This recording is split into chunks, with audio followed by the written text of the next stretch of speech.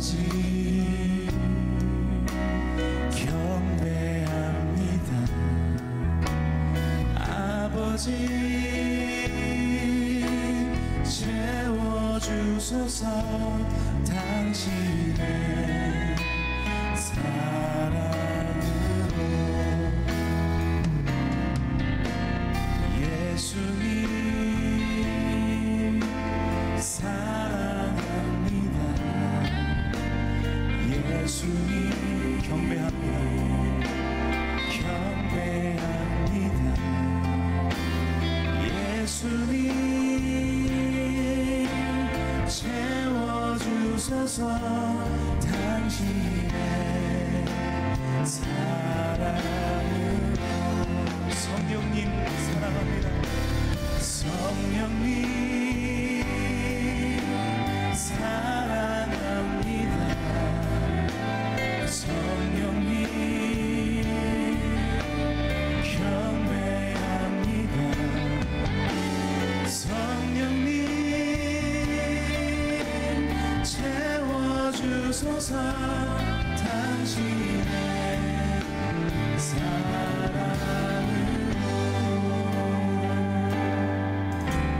아버지 사랑합니다. 아버지 경배합니다. 아버지 채워주소서. 당신의 사랑으로.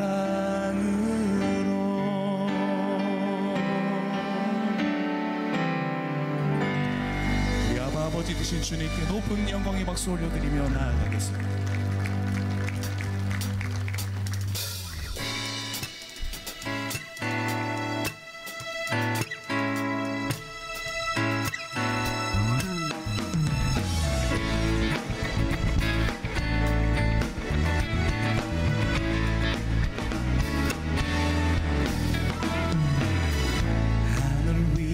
주님 밖에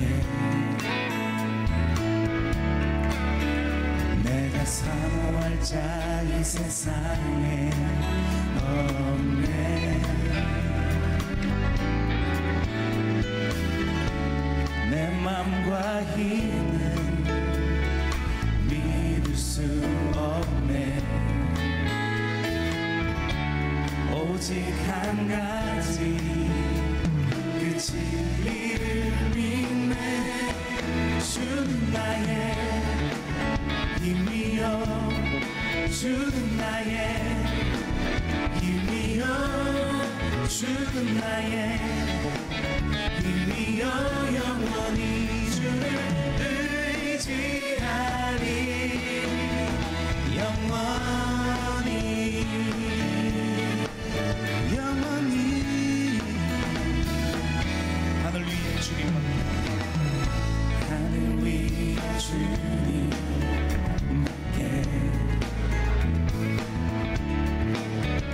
내가 사모할 자 이 세상에 없네.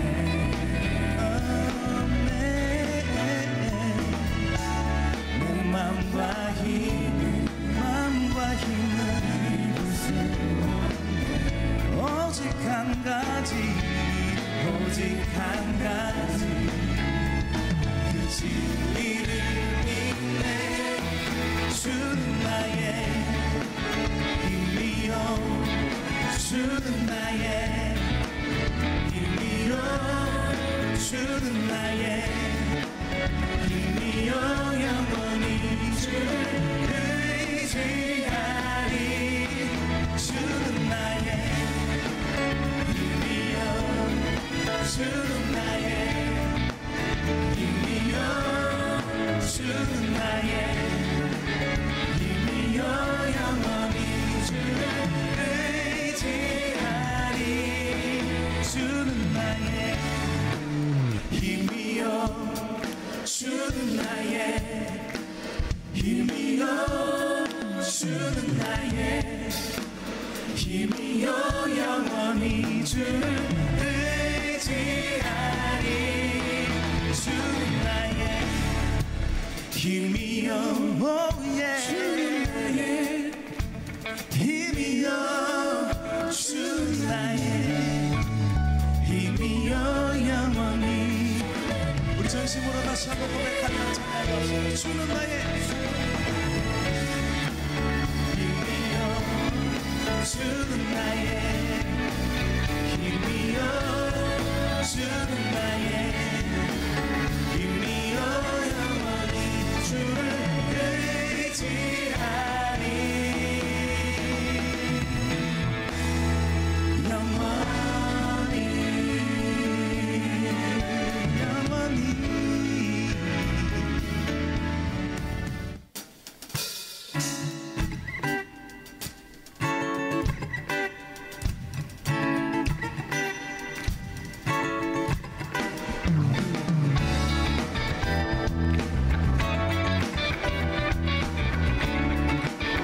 주를 앙모하는 자, 주를 앙모하는 자 올라가 올라가. 독수리같이 모든 싸움의 기도 근심 걱정 벗으므로 올라가 올라가. 독수리같이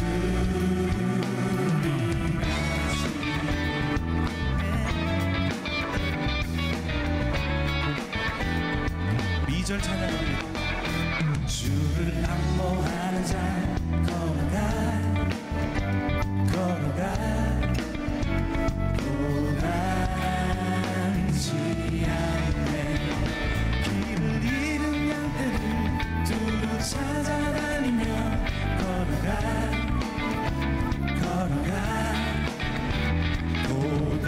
고단치 않네. 주 앙모하는 자, 주 앙모하는 자, 주 앙모하는 자 늘 강건하리라. 주를 앙모하는 자 달려가 달려가. 피곤치 않네. 천성문을 향하여 면류관을 앞도록 달려가 달려가. 피곤치 않네. 주 앙모하는 자, 주 앙모하는 자, 주 앙모하는 자 늘 강건하리. 주 앙모하는 자, 주 앙모하는 자, 주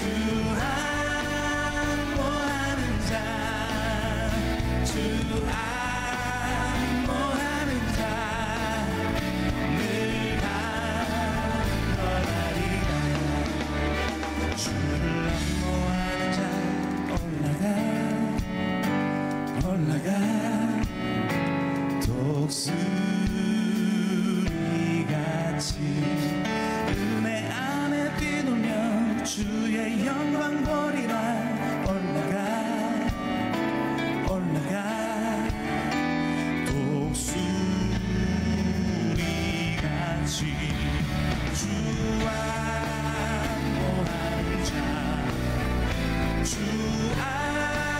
앙모하는 자, 주 앙모하는 자 늘 강건하리라. 주 앙모하는 자, 주 앙모하는 자, 주 앙모하는 자 늘 강. 다시 한번 주 앙모하는 자, 주 앙모하는 자, 주 앙모하는 자, 주 앙모하는 자 늘 우리 성도분들의 목소리로 찬양합시다. 주 안모하는 자. 그렇습니다.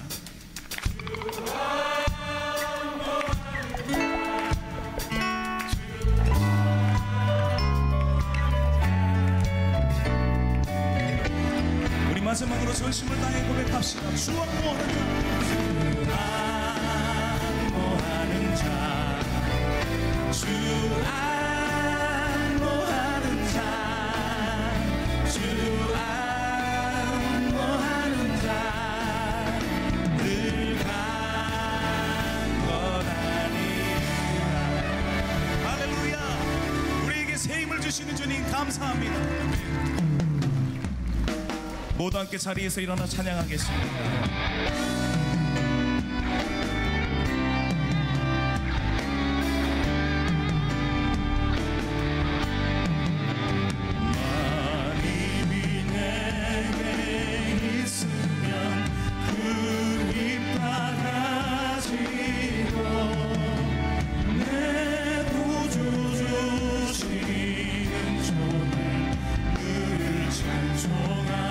찬송하겠네. 내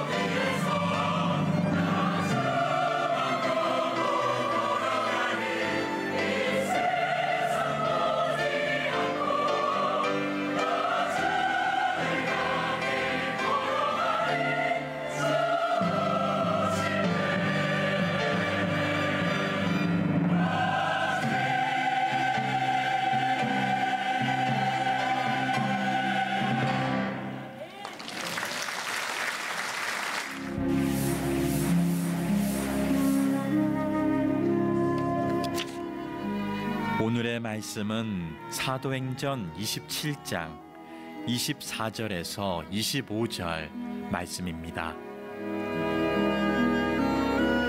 바울아, 두려워하지 말라. 내가 가이사 앞에 서야겠고 또 하나님께서 너와 함께 항해하는 자를 다 내게 주셨다 하였으니 그러므로 여러분이여 안심하라. 나는 내게 말씀하신 그대로 되리라고 하나님을 믿노라. 아멘. 한 축구팀이 있었는데 이 팀은 1960년대까지만 해도 리그의 정상권을 달리는 아주 우승을 많이 한 축구팀이었답니다. 그런데 전성기를 이끌던 팀의 주축들이 자연스럽게 늙고 또 은퇴하면서 팀의 성적이 추락하기 시작합니다. 그래서 급하게 팀의 재건을 위해서 새로운 감독들을 계속 바꿔봤지만 성적은 나아지지 않았고 그 리그의 꼴찌를 면하지 못하는 수모를 계속 겪게 됐답니다. 더 이상 이대로는 안 되겠다고 생각한 경영진이 1986년 11월 새로운 젊은 감독을 부르게 됩니다. 그리고 새로운 젊은 이 감독은 이 팀이 지난 20년간 아무도 손을 못 대던 개혁을 시도합니다. 예를 들어서 프로 선수들이니까 경기 전후는 자기 스스로 자기의 사생활이 있는 건데 이 사생활을 터치하기 시작하는 거예요. 특히 만약에 경기 전후로 술을 먹으면 그 선수는 경기에 뛰지 못하게 하겠다. 그래서 금주령을 내립니다. 그 선수들이 반발하죠. 서양 선수들이니까 내가 경기장에서 최선을 다하고 나머지 내 사생활인데 감독이 그런 것까지 얘기하느냐. 그리고 지금까지 한 번도 받아보지 않았던 아마추어 때나 또는 중고등학교 축구 선수 때나 해봤던 체력 테스트를 실시합니다. 이거는 옛날 과거에 국가대표 되기 전에 프로 되기 전에 축구 처음 시작할 때나 하던 기초 체력 테스트 이런 건 말도 안 된다고 생각하는 거예요, 선수들이. 그래서 선수들이 감독한테 반발하는 거죠. 젊은 감독이고 그리고 자기들은 유능한 국가대표 출신의 선수들이고 그래서 감독과 충돌이 생깁니다. 그러나 감독은 굴하지 않습니다. 오히려 팀의 상징적인 대표 선수격인 1인자를 방출시켜버립니다. 그리고 끊임없이 개혁을 시도합니다. 그 결과 그렇게 논란이 많던 갈등이 많던 이 팀이 그 이후로 4년 만에 다시 우승을 차지하고 리그 정상에 서게 됩니다. 그 후로 이 젊은 감독은 한 팀을 24년간 맡으며 총 38번의 우승을 차지합니다. 그리고 지금은 전 세계의 축구 팬들이 우러러보는 명문 구단으로 만드는 데 성공을 하지요. 이 사람이 누굴까? 박지성 선수가 뛰었던 맨체스터 유나이티드의 알렉스 퍼거슨이라고 하는 전 감독, 지금은 감독이 아니죠. 바로 직전의 감독입니다.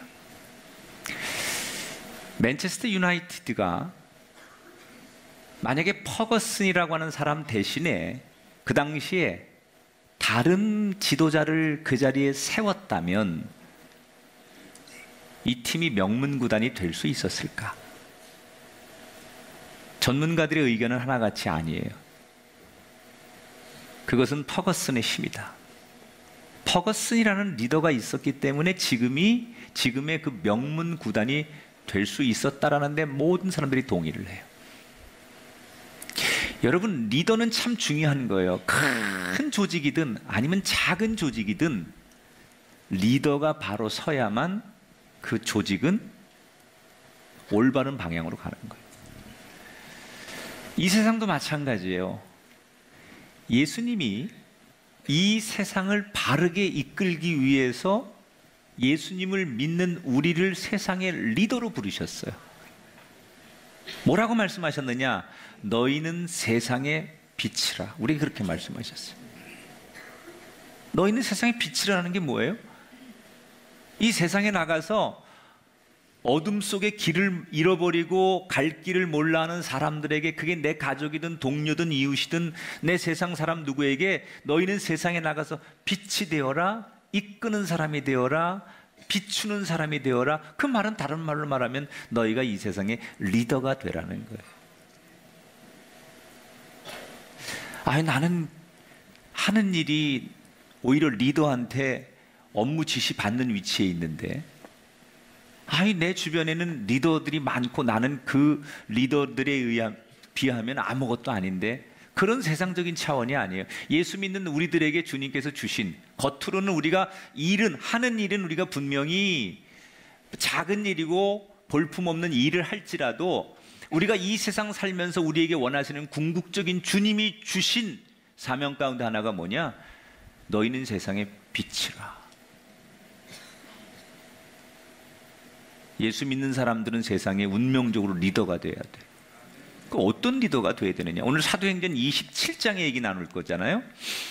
지난 시간에 26장의 내용에 어떤 거였냐면, 바울이 그 청문회, 아그리빠하고 그 다음에 그 베스터 총독 앞에서 청문회를 당하지요. 그래서 그가 원하는, 바울이 그토록 소원하는 이 청문회가 끝난 다음에 로마로 이제 압송이 되어 가는 장면이 사도행전 27장에 등장하는 얘기예요. 여러분, 사도 바울의 평생의 소원은 뭐였느냐? 그 자기의 복음 전하는데 궁극적인 마지막의 목표 가운데 하나가 로마로 가는 거예요. 왜냐하면 우리가 효율성이라고 그러잖아요. 같은 시간 같은 복음을 전해도 효율성이 있으려면 어디에서 누구한테 전해야만 이게 빨리 퍼져나가느냐, 그게 로마예요. 로마는 당시에 이 지구의 중심과 같았어요. 모든 문화, 리더십, 전 세계 영향력, 이게 다 로마로부터 시작하는 거예요.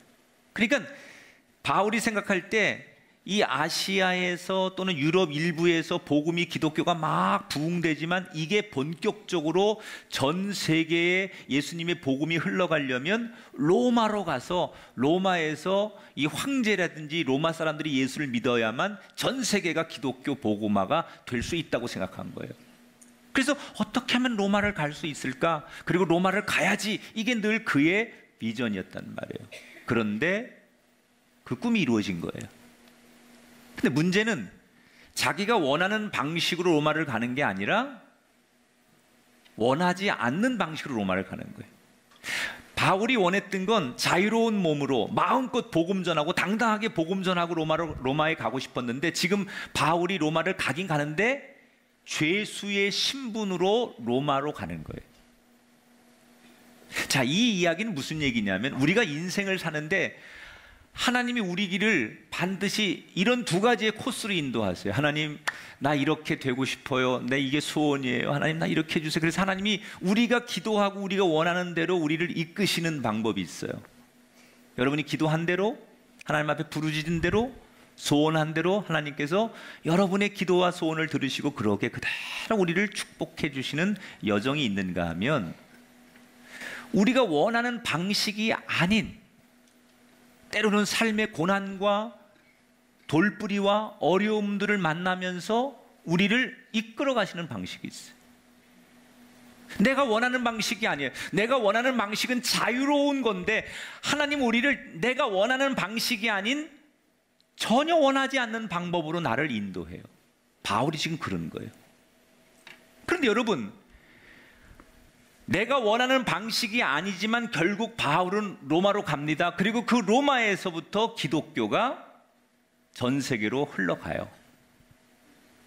내가 원하는 방식이 아닐지라도 하나님이 우리를 인도하면 그 끝은 우리를 살리는 길이에요.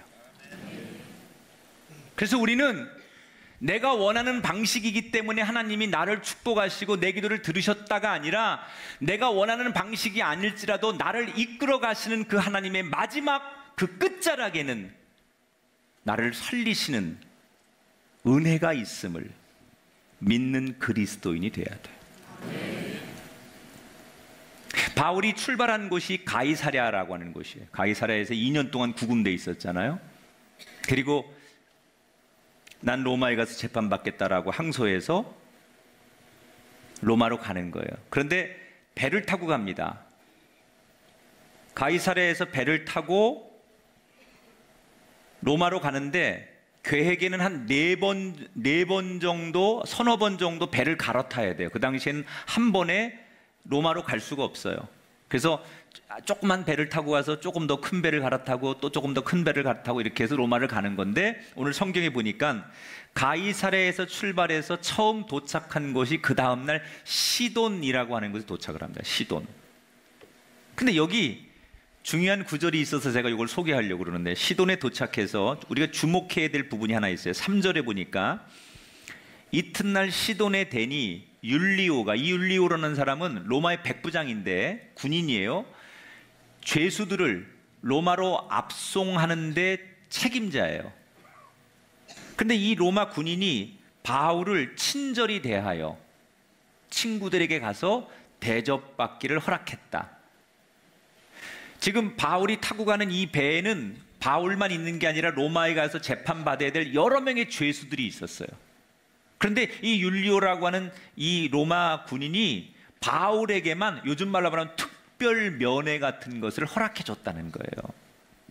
아니, 바울은 우선 죄수의 신분이에요. 그리고 그 배에는 많은 죄수들이 있는데 왜 이 로마 사람인 율리오라는 백부장은 바울에게 특혜를 준 걸까?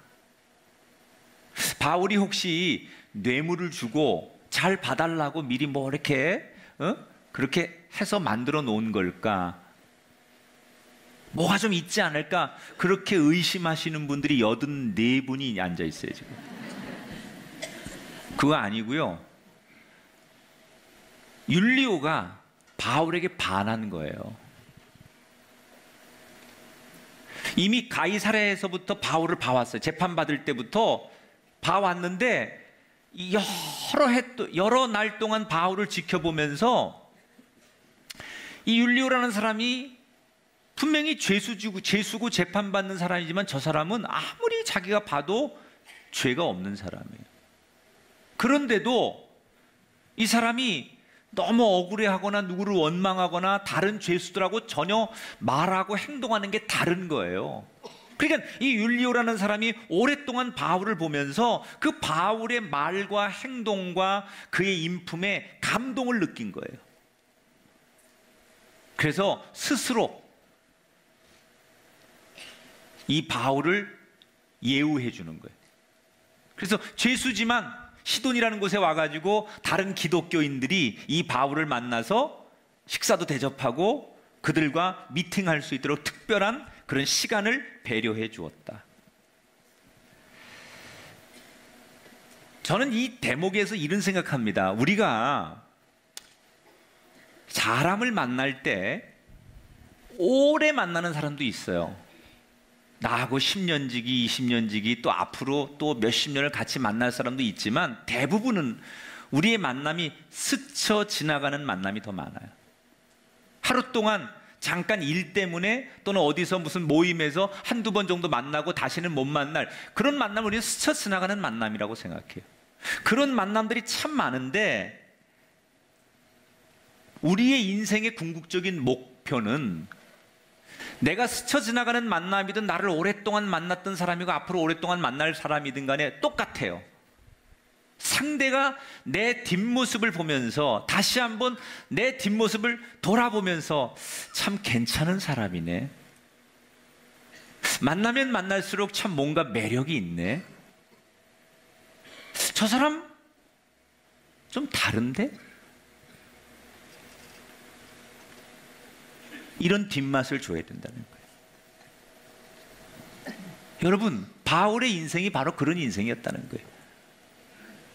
제3자가 바라봤을 때, 다른 사람이 바라봤을 때 다시 한번 돌아보며 정말 좀 다른 사람이네, 뭔가 좀 괜찮은 그런 매력이 이 사람한테 나오네, 이래서 스스로 그 바울을 보면 볼수록 매력을 느끼고 감동을 받았던 사람, 이게 바울이에요. 그래서 율리오는 바울을 자기가 예우해 주는 거예요. 인생의 진짜 성공은 나를 좋아하는 일부가 막 팬덤이 막 연호하는 그런 인생이 아니라 그 평범함 속에 스쳐 지나가는 수 없는 사람 속에 잠깐 한 번 만났다가 스쳐 지나가지만 그 뒷모습이 또 한 번 보고 싶어 돌아볼 수 있게 하는 매력 있는 사람. 그게 그리스도인의 삶이라는 거예요. 여러분이 바로 그런 사람이 되기를 축복합니다.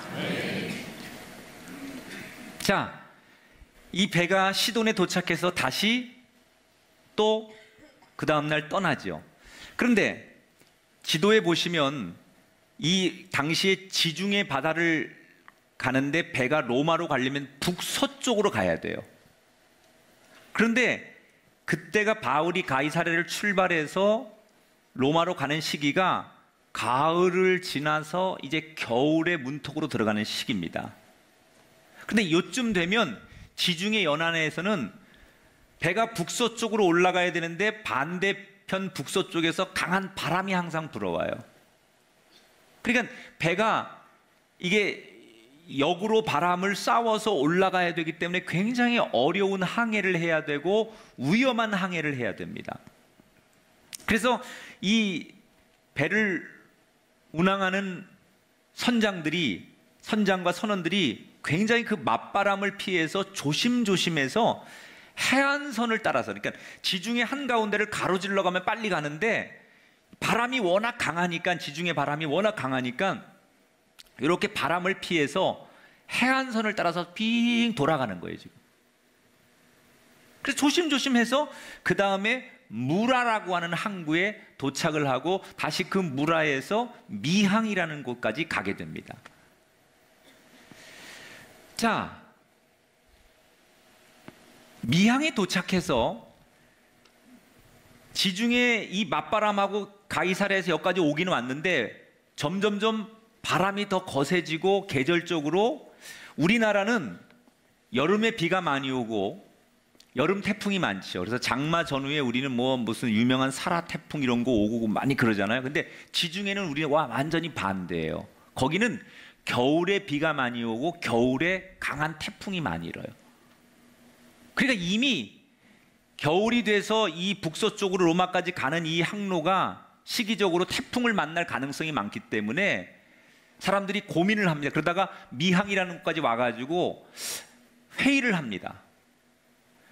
백부장 율리오하고 선장과 선원과 그리고 거기 아마 바울도 그런 그런 얘기를 할 수 있는 자리에 있었는지 회의를 하면서 이거 너무 위험하니까 이거 우리가 겨울 나고 여기서 미항이라는 곳에서 겨울을 지내고 그리고 나서 한두 달 뒤에 바람이 좀 잔잔해지고 그러면 로마로 가는 게 어떻겠느냐 이런 의견하고 아니다.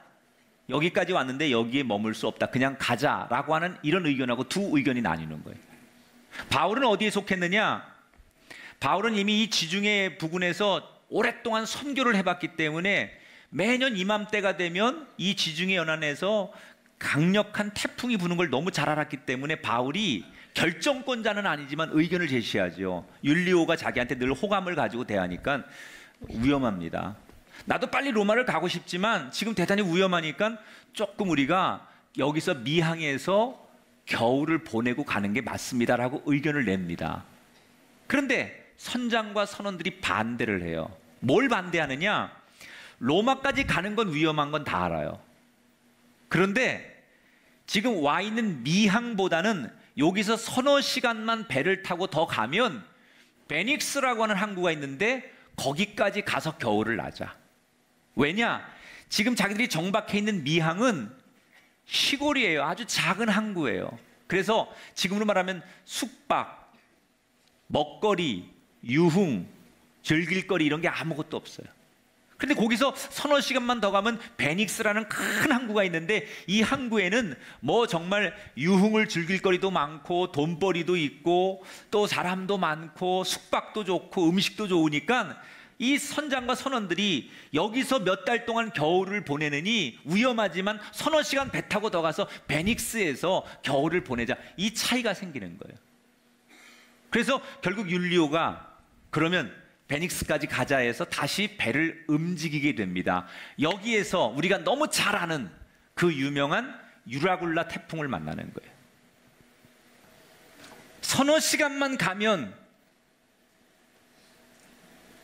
여기보다 훨씬 좋은 문화가 있고 삶이 있고 우리를 재밌게 해줄 그것이 기다려 서너 시간을 가다가 그 유명한 태풍을 만나는 거예요. 우리가 글자로 보니까 뭐 태풍을 만났는데 그렇게 어렵겠어 그러지만 여러분 우리가 우리가 그동안 만났던 역대급의 이 한반도 땅에 불어닥친 태풍을 한번 상상해 보세요. 땅에 살면서도 태풍이 오면 꼼짝도 못 하는데 바다 한가운데 그런 강력한 태풍을 만났다고 생각해 보세요. 그 배가 무슨 배겠습니까? 바다 앞에서 그 태풍 앞에서 아무 힘도 못 쓰죠. 배가 뒤집히지 않는 것만 해도 기적입니다. 선원들이 할 수 있는 건 그 바다 한가운데 태풍 한가운데서 태풍을 이길 수 있는 방법이 없어요. 빨리 하늘이 이 태풍을 지나가게 해주기를 기다리는 것밖에 할 게 없어요. 자, 이 이야기 속에서 우린 진짜 어떤 사람이 리더인가에 대해서 눈을 떠봐야 돼요. 만약에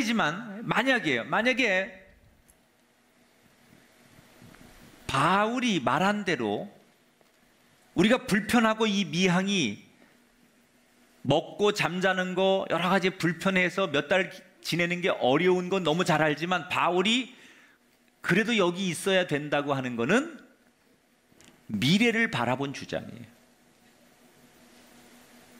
그런데 이 선장과 선원과 율리오가 선택한 건 뭐냐? 미래보다는 서너 시간 더 가서 그 내 눈앞에 펼쳐진 즐거움에 눈이 멀었던 거예요.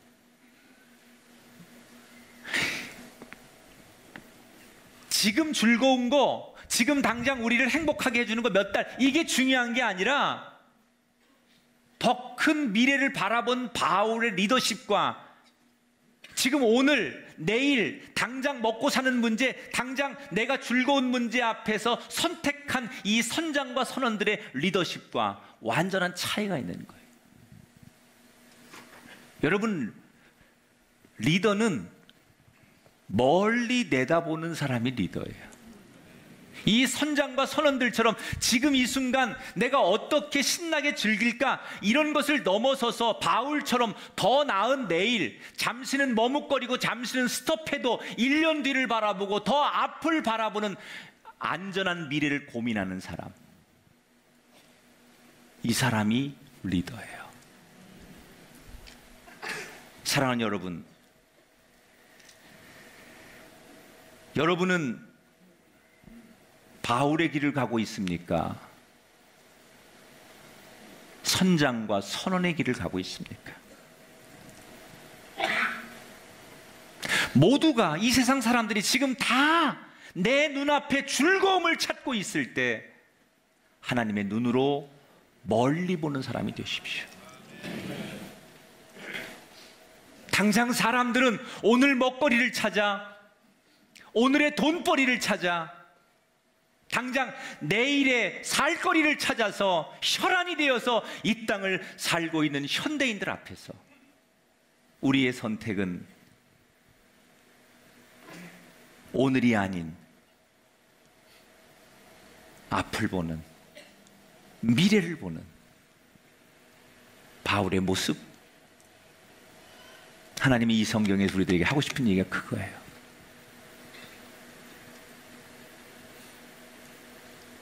여러분, 베닉스가 우리 인생의 목표가 되지 않기를 바랍니다.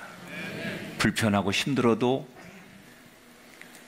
더 앞을 볼 줄 아는 그런 영안의 눈이 열리게 되길 주의 이름으로 축원합니다.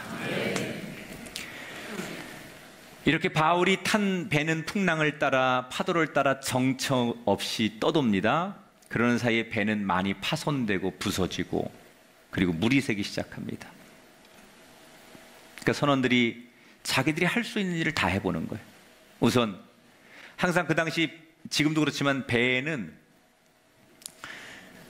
구조용 보트 같은 게 있어요. 그 당시에도 배에다가 뒤에다가 구조용 보트를 달고 다닙니다.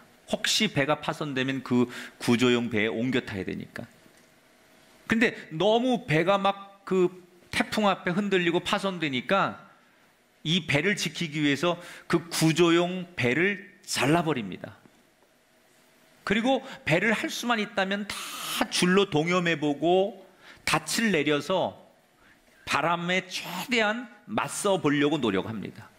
그리고 성경에 보니까 그것도 안 되니까 배를 가볍게 하기 위해서 자기들의 그 생명줄이었던 곡식과 돛대 이런 걸 다 버리면서 이 배를 지키려고 사투를 벌이는 장면이 성경에 나와요.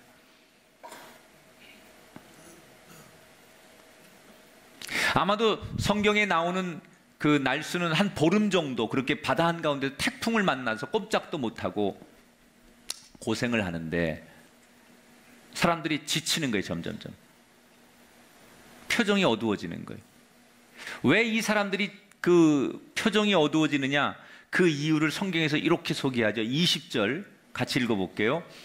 여러 날 동안 해도 별도 보이지 아니하고 큰 풍랑이 그대로 있음에 구원의 여망마저 없어졌더라. 자, 지금은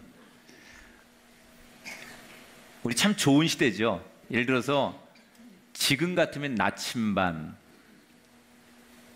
내비게이션, 그죠?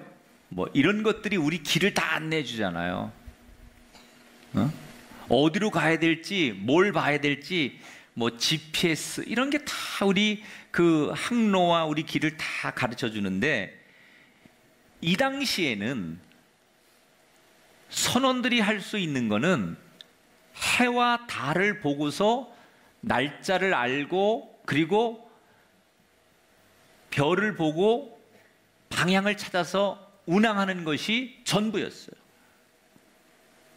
낮에는 해의 위치로 시간을 알았고 밤에는 별자리를 보면서 방향을 파악하는 거예요. 그런데 지금 성경이 뭐라고요? 몇 날 며칠 동안 태풍이 너무 심해서 해와 달도 만나지 못한 거예요. 보질 못했어요. 언제 해와 달을 지금 별을 본지 너무 오랫동안 그걸 본지 새까맣게 잊어버리고 있는 거예요. 그래서 지금 몇 시인지, 오늘이 며칠인지, 여기가 어딘지, 얼마나 더 가야 육지인지 모르는 거예요. 사람이 오늘이 며칠이고 지금 몇 시고 얼마나 더 가야 뭐 섬이라도 나와서 얼마만 더 고생하고 버티면 되고 뭐 이런 게 있어야 되잖아요. 근데 지금 이 당시에는 해와 달이 없으면 오늘이 며칠인지, 지금 바다에서 내가 며칠을 이루고 있는지, 얼마나 더 가야 육지인지, 우리가 있는 위치가 어딘지 이걸 전혀 모르는 거예요. 나는 어디에 있는지, 내 앞길은 어떻게 될지 전혀 모르는 상황. 그래서 선원들이 두려워하는 거예요.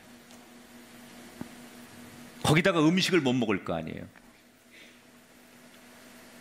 용변은 제대로 받겠어요? 그러니까 그 배의 모습은 어떻겠어요, 여러분? 지옥 아니겠습니까? 사람들이 평상시에는 그렇게 점잖고 격식 있고 예의 바르고 괜찮아 보이던 사람들이 위기의 순간이 오고 두려움의 순간이 오니까 본능이 나오는 거예요. 인간은 여러분 다 이렇게 인간이 가지고 있는 그 타이틀, 뭐 우리가 가지고 있는 그런 표면적인 거 다 벗겨놓고 딱 본능으로 들어가 보면 인간은 똑같아요. 그 배에 타고 있던 선장과 백부장과 뭐 로마 사람과 선원들 여러 죄수들이 있었는데 이렇게 점점점 두려운 시간들이 막 몰아치니까 사람들이 나중에는 어떻게 되느냐, 이 배 안이 공포와 울부짖음, 여기저기서 통곡하고 동물처럼 본능적인 이런 짓들을 하느라고 사람들이 여기저기 서로 원망하고 싸우고 욕설이 오고 가고 물 한 모금에 서로 죽이고 살리고 이 배 안이 지옥처럼 변하는 거예요. 마치 전염병이 도는 것처럼 그렇게 점잖던 사람들이, 그렇게 격식 있고 폼나던 사람들이, 평상시에 그렇게 괜찮은 사람인 줄 알았더니 미래를 알 수 없는 두려움이 닥치니까 인간의 본능이 다 나오기 시작하는 거예요. 그런데 276명이 그 배를 타고 있었는데 한 사람만큼은 다르더라는 거예요. 똑같은 상황이 지금 자기 앞에 펼쳐졌는데 모두가 다 그렇게 울부짖고 본능적으로 사람이 사람 이하의 모습으로 내려가는데 한 사람의 모습만큼만 다르더라는 거예요. 그게 바로 바울이었어요. 바울은 오히려 엷은 미소를 띠며 흔들리는 그 배에서, 절망하고 통곡하는 그 사람들 안에서 사람들을 다독거리고 위로하고 너무 평안해하는 거예요.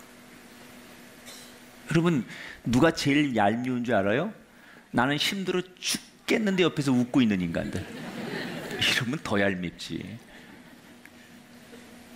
같이 울고 같이 힘들면 좀 덜 억울해. 그런데 나는 힘들어 죽겠는데 옆에서 노래 부르고 콧노래 부르고 뭐 이러면 죽이고 싶지. 그래서 사람들이 이 바울을 보면서 사람들이 막 짐승이 물어뜯는 것처럼 바울을 공격하는 거예요. 너 이 상황에서 웃음이 나와? 시켜? 어?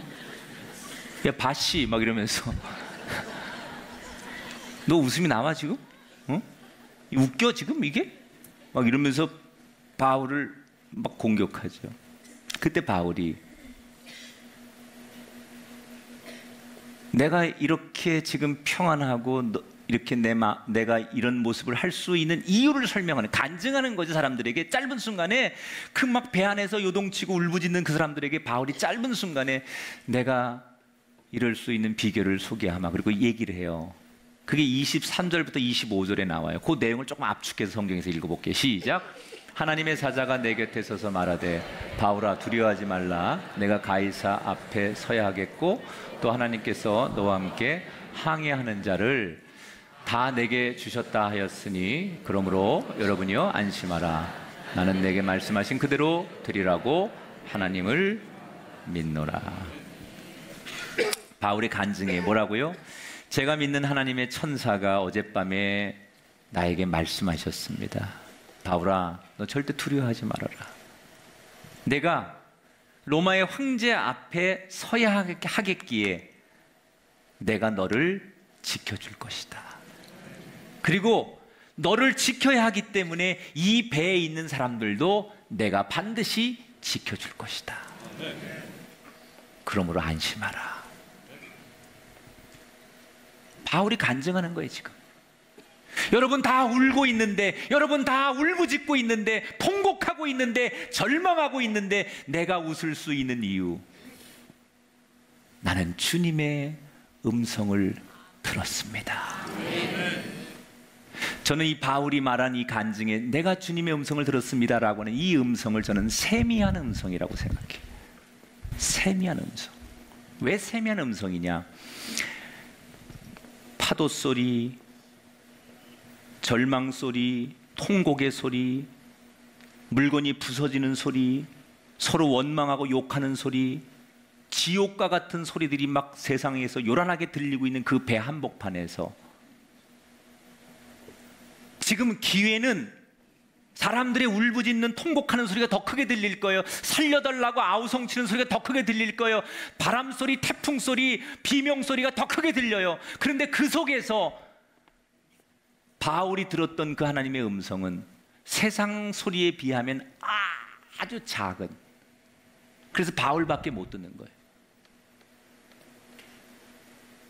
그 하나님의 말씀하심을 왜 다른 사람들을 못 듣느냐? 이미 세상 소리가 너무 커서, 세상 소리가 너무 크게 들리기 때문에 들을 수 없어요. 그런데 바울은 하나님의 그 세미한 음성에 귀를 기울였기에 그 요란함 가운데도 들렸던 그 음성, 그게 세미한 음성이에요.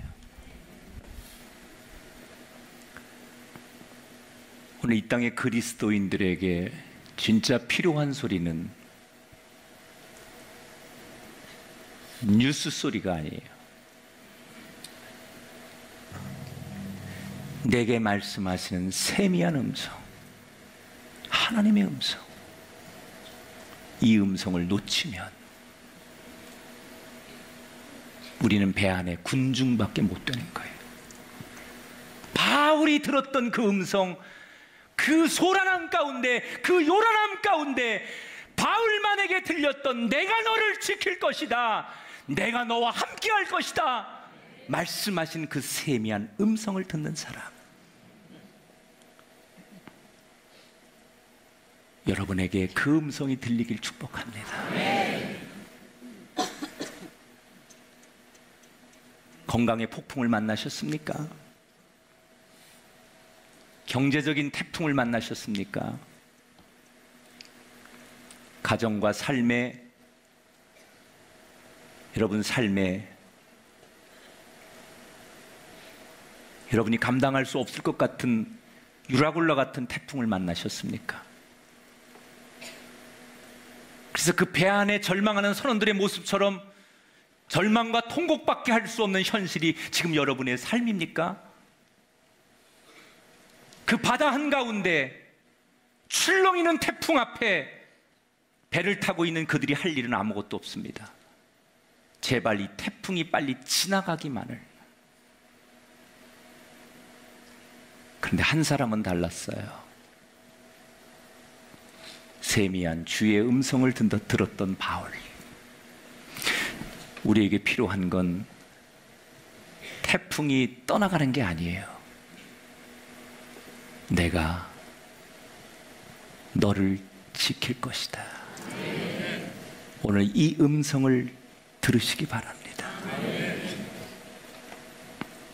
이때부터 바울은 이 배의 희망의 아이콘이 되는 거예요. 이때부터 이 배의 주도권은 바울에게 오기 시작하는 거예요.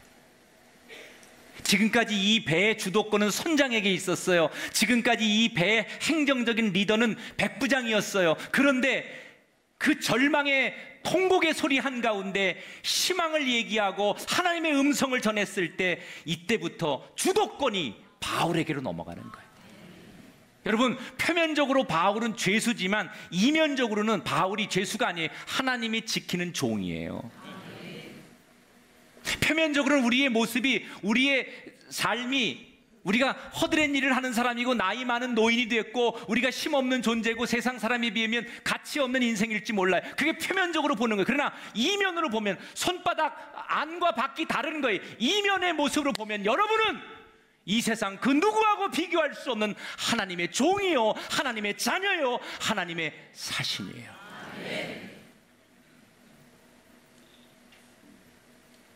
이때부터 이 배의 주도권은 바울에게 있어요. 백부장 율리오도, 선장과 선원도 모두가 바울에게 매달리는 거예요. 어떻게 하면 됩니까? 선생님, 어떻게 하면 됩니까? 이게 리더 아니에요? 표면적으로는 죄수인데 그 위기의 순간에 그 유능했던 백부장도, 그 노련했던 선장도, 그 다수였던 선원들도 오직 바울을 붙들고 바울의 말 한마디에 울고 웃는 이 모습,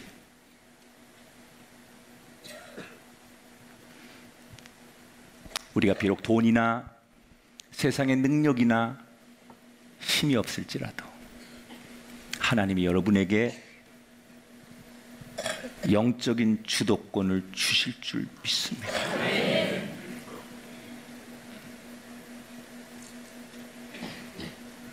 사도행전 27장이 여러분의 장이 되기를 주 이름으로 축원합니다. 유라굴로는 우리 삶의 이야기예요. 다 크고 작은 인생의 문제를 만나서 태풍 앞에서 주저하고 절망하고 통곡하는 우리가 어찌 태풍을 이길 수 있겠어요? 우리가 할 수 있는 최고의 길은 하나님의 음성을 듣는 거예요. 사랑하는 아들아, 내가 너를 지키리라. 현실 넘어, 파도 넘어, 절망을 넘어 서 계신 하나님을 바라봤던 바울처럼 절망과 통곡이 가득한 이 세상에 하나님을 바라보고 하나님 우리를 지키십니다. 이렇게 말하는 희망의 아이콘이 되십시오. 여러분은 세상의 빛이십니다. 여러분은 이 세상의 리더입니다. 재벌의 리더십, 판사의 리더십, 권력 있는 리더십, 그 리더십과 다른 영적인 리더십, 그 은혜가 여러분에게 함께 하시기를 주의 이름으로 축원합니다.